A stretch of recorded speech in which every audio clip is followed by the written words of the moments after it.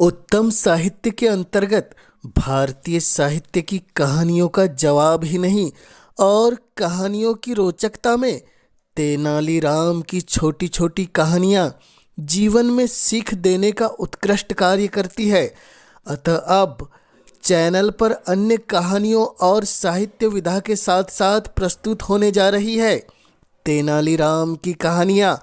तो आप अगर पहली बार इस चैनल पर दस्तक दे रहे हैं तो इस चैनल को ज़रूर सब्सक्राइब कर दे ताकि साहित्य की किसी भी विधा की प्रस्तुति से आप बेखबर और अनजान न रह पाए। तो लीजिए आज प्रस्तुत करते हैं तेनालीराम की मशहूर कहानी। तो लीजिए प्रस्तुत है तेनालीराम की मशहूर कहानी दो हाथ धुआं। एक दिन रोज की तरह महाराज कृष्णदेव राय का दरबार लगा हुआ था। आज तेनालीराम दरबार में अभी तक नहीं पहुंचे थे। महाराज दरबारियों के साथ हल्की फुल्की चर्चा में व्यस्त थे कि अचानक चतुरता पर चर्चा चल पड़ी। महाराज के अधिकांश मंत्री और यहाँ तक कि राजगुरु भी तेनालीराम से जलते थे। अतः तेनालीराम की गैर मौजूदगी में महाराज के सामने अपने दिल की बात रखने का अवसर अच्छा था। एक मंत्री बोला, महाराज आपके दरबार में बुद्धिमानों की कमी नहीं है। यदि मौका मिले तो यह बात सिद्ध हो सकती है, मगर तेनालीराम के सामने किसी को अपनी योग्यता सिद्ध करने का अवसर ही नहीं मिलता। हर मामले में तेनालीराम अपनी टांग अड़ा देते हैं और चतुराई का श्रेय स्वयं ले लेते हैं। और क्षमा करें महाराज, आप स्वयं भी तेनालीराम को कुछ अधिक ही महत्व देते हैं। हर चतुरता का कार्य आप तेनालीराम को ही करने का अवसर प्रदान करते हैं। अन्नदाता जब तक दूसरे लोगों को अवसर नहीं मिलेगा तब तक वे अपनी योग्यता भला कैसे सिद्ध करेंगे। यह सुनकर महाराज कुछ गंभीर हो गए। वे जानते थे कि मौजूदा सभी दरबारी तेनालीराम के विरुद्ध है और अब उन्हें तेनालीराम के विरुद्ध बातें करने का अवसर मिल गया है। वे सोचने लगे कि आखिर इन्हें कैसे समझाया जाए कि तेनालीराम इनसे अधिक बुद्धिमान व योग्य है और हम उसका आदर यूं ही नहीं करते।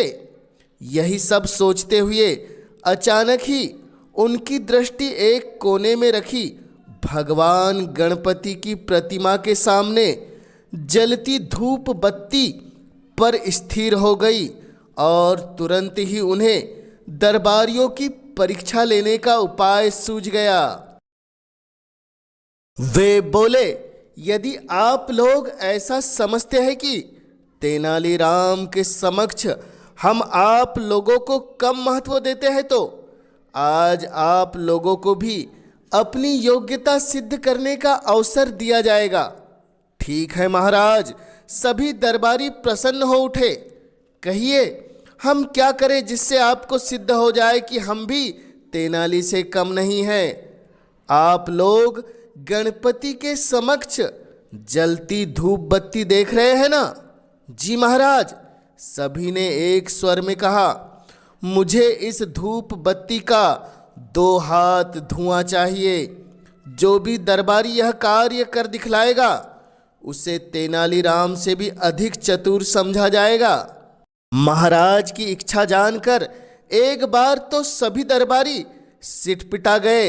यह कैसे मूर्खतापूर्ण शर्त है? भला धुआं भी कभी नापा जाता है? मगर कोई न कोई युक्ति तो लगानी ही थी।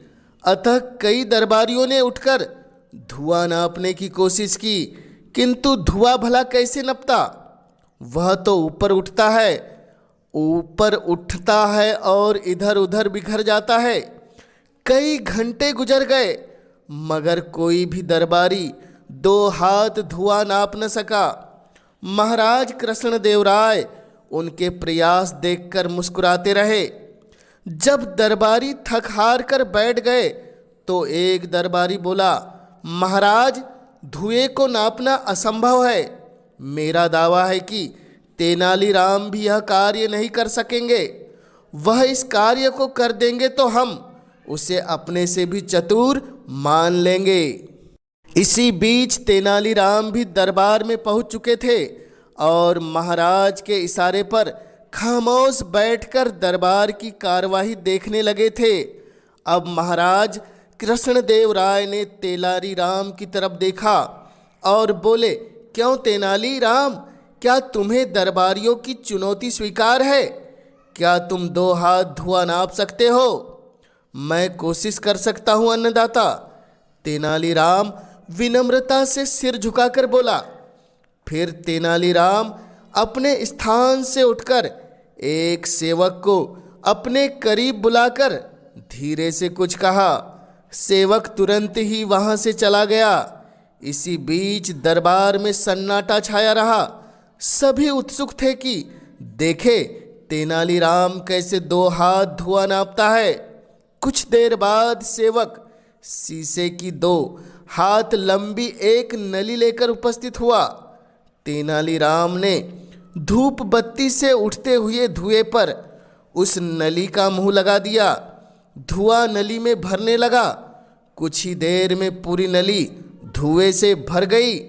तेनालीराम ने नली के दोनों ओर कपड़ा ठूंसकर नली के मुंह को बंद कर दिए और महाराज की ओर बढ़कर बोला, लीजिए महाराज, 2 हाथ धुआं। महाराज ने मंद मंद मुस्कुराते हुए नली ले ली। फिर दरबारियों की ओर देखा। सभी के सिर झुके हुए थे। बुद्धि चातुर्य की कद्र करने वाले दरबारियों की आंखों में प्रशंसा के भाव थे। तब महाराजा ने कहा, अब तो आप लोग मान गए कि तेनालीराम तुम सबसे बुद्धिमान है और इसका मुकाबला कोई नहीं। दरबारी भला क्या जवाब देते।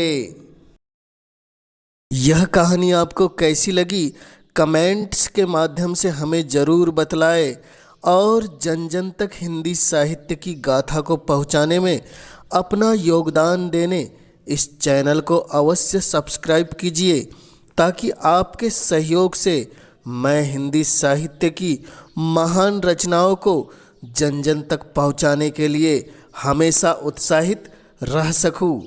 आप सभी श्रोताओं का पुनः इस चैनल से जुड़ने के लिए हृदय की गहराई से बहुत बहुत आभार।